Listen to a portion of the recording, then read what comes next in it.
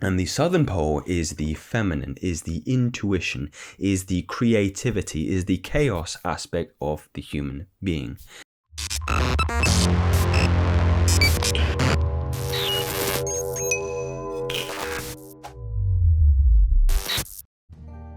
Goddamn ill, man.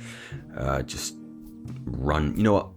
Never affirm or confirm any negative ideas about yourself that you're sick or ill or whatever you may think you have, because the stories we tell ourselves typically become the reality we live. So always tell yourself you're the epitome of wealth, health, and success on a daily basis.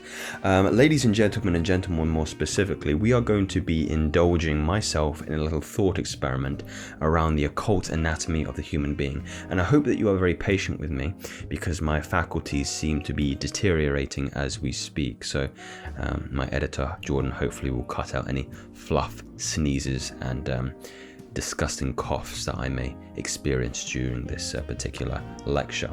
So as I preface, we're going to be talking about the occult anatomy of the human being. And one of the key concepts that I read about in this book is the idea that there isn't a thing in the external world, in the 3D reality outside yourself, that is untouched by the influence and inspiration of the human being. Everything you see that you can touch, feel, and as a consequence of the intelligent designer of the human being has first come from the inspiration of looking at our own bodies. And we are going to be looking more specifically about this analogy between the magnet and the human being. For you, the human being, are a magnet. If you haven't known, you're going to know throughout the course of this particular video. Now, like there is a North Pole, like there is a South Pole, the human body has a North Pole, the human body has a South Pole. Your body is almost like an antenna, the tip of the antenna being the masculine principle. Your brain, this is where logic, this is where rationality, this is where order comes from. This is how you emit to a process, to a structure, to a plan for your day, for your week, for the month, and for the year forthcoming. This is a very powerful tool, and we should exercise it as often as we can without being distracted by things in our environment. And the southern pole is the feminine, is the intuition, is the creativity, is the chaos aspect of the human being. This is that part where you hear these trite sayings: trust in your gut, trust your instincts, do not be carried away by the control mechanism of the ego, trust in what is in your very belly. Now, in order to have a strong magnet, and if we remember, a strong magnet can attract things into our life. If the North Pole is weak, if the South Pole is weak, the inductance field of the magnet is very weak, and the things that we want to bring into our lives are going to come very slowly. So the question you want to ask yourselves, gentlemen, is, am I a powerful magnet? Is my masculine principle, is my feminine principle strong, so I can create that polarity to expand that magnetic field, or the torus field you might be more familiar for the esoterically inclined among you? So how do we increase the powers of this magnet? First of all, I do want to preface, actually, before I go on to my particular rant a little bit further, that most of the ideas are coming from Joseph Dispenza's work in Becoming Supernatural. And rather poetically, you can start to see the caduceus, I believe, which is the medical symbol of health and wealth. You can see there towards the bottom, or the southern pole of this particular scepter, that is the feminine aspect, where your sexual energy lies, the wealth of the powers behind your survival mechanisms, the fight and the flight. And towards the tip, you can see the pineal gland, which is more classically illustrated as a pine cone. And the snake symbolizing the rising of sexual energy, which take root in the pineal gland in order for that inductance field, that polarity, that magnetism to bring things into reality. And with that nice little analogy there, I have illustrated and I have alluded to the things we need to actually create a strong magnetic field, to create strong polarity, and again become the writers, the script of our own story in our lives. So let me first talk about the weakness that we have in our survival mechanisms. Now, the easiest way, or one easy way to kind of describe this, is our chakras, our energy centers. Most modern man, and maybe women as well, are living in their survival centers. They're constantly self-pleasuring themselves. They're constantly gorging on food. Every facet of their being is revolved around, what pleasure can I receive next out of this next task? Can I go to a bar and get pleasure from the drinks that I drink and the women that I fuck? Can I get pleasure from maybe going home and watching pornography and jerking off into my heart's content? How much pleasure, how much feedback, how much carnality, how much sensation can I reap around the world around me? And whenever we're living from that kind of perspective, and you will see this again in the friends that you talk to at work, to the friends perhaps who left at school, and other people in your near surroundings who aren't so committed to this self-development journey, residing in these kind of areas. And they will always be a slave to the powers that be, their bosses, their managers, the owners, the directors, other aspects in their life that are not so obvious, perhaps their psychological proclivity to hate men because their father was so distant in their lives, because they have failed to raise that primal and survival energy up towards the point where they can become the creators of their lives.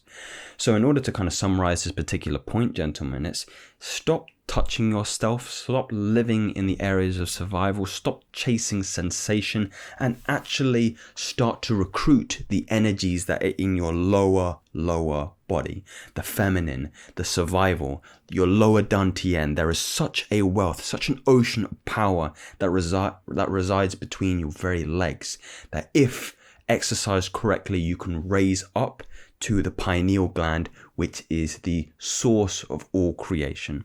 Like the Kybalion said, which is an ancient Hermetic doctrine or philosophy, all is mind. There isn't a thing that you can see that hasn't been conceived first by the mind. And once it is married with the feminine, with the creative, with that source of power, there is nothing that you can't bring into reality through that principle of magnetism.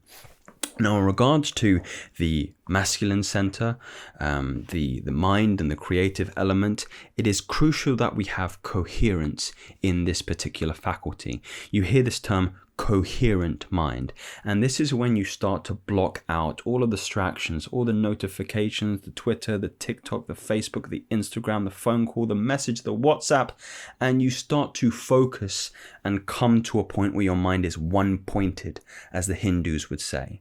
There's some fantastic pieces of dialogue between Arjuna and Krishna in the Bhagavad Gita, and Krishna, which is a manifestation of God, says, "You cannot come to know me until your mind has been made to be one-pointed, to focus in one singular direction. That is how you get to the things that you want." And it sounds simple, it sounds trite, it sounds easy, but when you actually ask yourself the question, Joseph, or insert your name, is my mind one-pointed? Throughout the day, is my focus, is my intention, is my direction one-pointed, or is it scattered? Is it fluctuating through many of the modern tropes that I've spoke about, your WhatsApp, your Instagram, your Facebook, things like that? And if you were transparent with yourself, the answer would be no. My mind is not one-pointed. So we have to incorporate some kind of meditative, some kind of focus exercise where we can create that one-pointedness, that coherence, that focusing on what you truly want to happen to you in the next month, 6 months, years, and eventually your destiny. And once you have these two things in place, the ordered mind, the coherent mind, the masculine principle in its fullness, and the feminine, the no longer indulging in sensation and pleasure and chaos, and you marry those things together, That is the true essence of creation. So you're not impregnating the physical. You're not impregnating these harlots and scantily clad women in these nightclubs. You're impregnating your subconscious mind. You're having metaphysical sex with yourself in order to impregnate the ideas that you constantly have that one pointed focus on. Imagine that. Impregnate your own subconscious. Impregnate your mind. That's going to become a meme, isn't it? Impregnate your mind. But gentlemen, this is really the true of creation here. And it all happens through the secret of the cerebral spinal fluid that flows throughout your spine, which I'm probably going to leave to another video because I see that time is escaping me and my editor will be very, very unimpressed by the length of this video already. But simply put, your spine holds the secret. It is the conduit. It is the channel in which you can start to move the powers of the feminine up towards the masculine principle, and they will marry together in your heart, which is kind of the access between these 2 points. That being said, imagine what would happen if you sat in meditation, if you conserved your sexual energies, if you had a coherent mind on what would you like to see come into reality in the next 6-9 months. If you focused all attention on the wealth of energy in your lower dantian by your genitals, that you've generated all that sexual energy, and you were to squeeze the muscles that you use for elimination and ejaculation, and you were to move that cerebral spinal fluid up, which carries so many chemicals and electrolytes and proteins, and you were to flush your mind, your brain with these chemicals, with that power of your sexual energy, with the clear intention, focus, just unwavering, pinpointing disposition towards what you would like to create. This is metaphysical sex that I was speaking of. And I am alluding to a particular exercise that Joseph Dispenza does share in his book, Becoming Supernatural.